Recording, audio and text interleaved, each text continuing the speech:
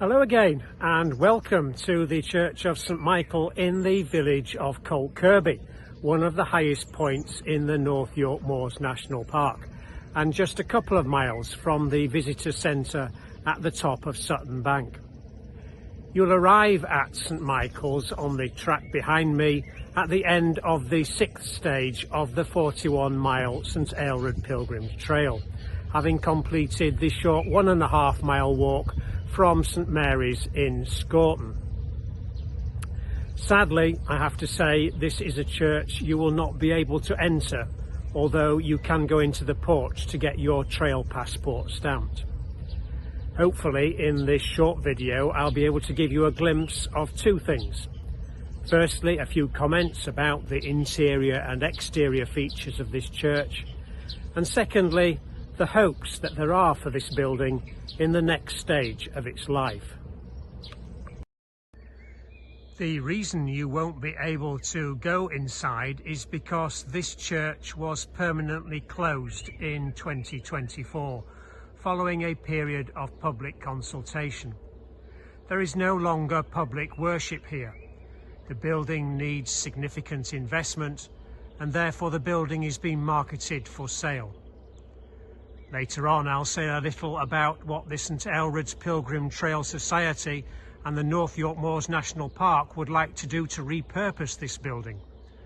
But for now, all we can do is mark with some sadness that worship here, which has been going on in one form or another since the end of the 11th century, has sadly come to an end. St Michael's has been a spiritual landmark here since Saxon times and is mentioned in the Domesday Book. It is the only church on the St Aelred Trail which currently is not listed.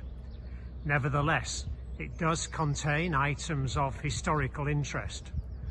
The church retains a 12th century font and two historic bells, one from the 13th century. Originally administered by the Knights Templar, it passed to the Knights Hospitallers in 1314 until the Reformation. But the building you see before you as you arrive in Cold Kirkby was largely built in the 1840s, with subsequent additions at regular intervals, notably the porch dated 1920, which serves as the parish war memorial. St Michael's is not constructed in any discernible architectural style. Essentially, it is comprised of a nave, chancel, a west tower with a small belfry housing bells from the 13th and 17th centuries, and a south porch. The roof is shallow pitched and covered with Welsh slate, and the walls are of a limestone rubble with dressed sandstone reveals and details to window apertures. The large ashlar sandstone blocks forming the tower parapet have probably been reused from elsewhere, as have the squat corner finials. So as we come through the porch and into the church, it's not quite what you would expect. The layout and the fittings are very simple, but what dominates is the decorative scheme of a deep violet painted lime plaster ceiling and chancel arch. I guess this won't be to everyone's taste, and unfortunately it does mean that the subtle violets in the coloured glass of the round-headed east and nave windows are really unable to effectively modify the light entering the church. Most of the lights are of these simple diamond cut shape glass pieces.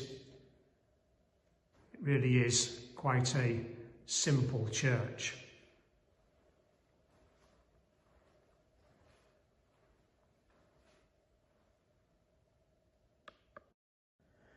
As you come into the church through the south porch, immediately to your left is one of the real highlights of the church, the original 12th century font.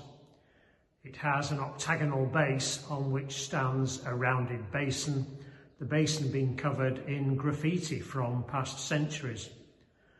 The font cover is again octagonal in form, although of a later date. So, what does one feel inside this building? Well, for me, a mixture of emotions. I've had the privilege in the past of celebrating the Eucharist at this church many times, and I know it's a place close to this community's heart and has been lovingly looked after over many generations.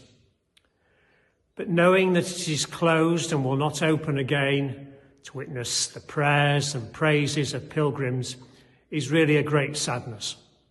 Suddenly this place feels unloved.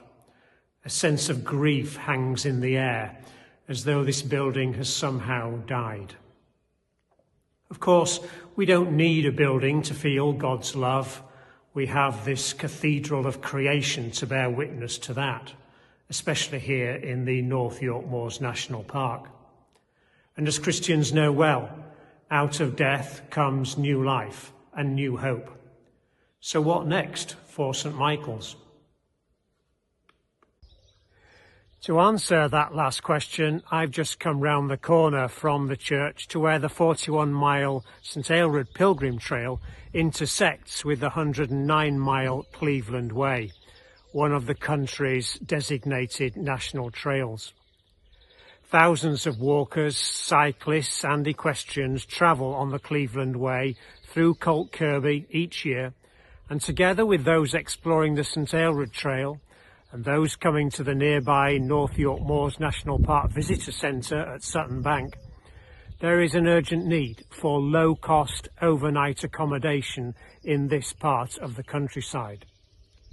So the St. Aelred's Pilgrim Trail Society, the charity which looks after the St. Aelred Trail, is working with North York Moors National Park and other partners to see if we can give St. Michael's a new life by repurposing it into low-cost overnight accommodation. We hope that it might have 12 bed spaces spread across 4 or 5 individual rooms. It's a long-term project which will take some years to fulfil, but it is a way of safeguarding a heritage asset whilst at the same time repurposing a loved building so that more people can experience the beauty and tranquility of this area. And so it's with that thought and hopes that new life can emerge from St. Michael's that I set off now on the 4.5 miles to Revo, on the 7th stage of our trail. So until next time, bye for now.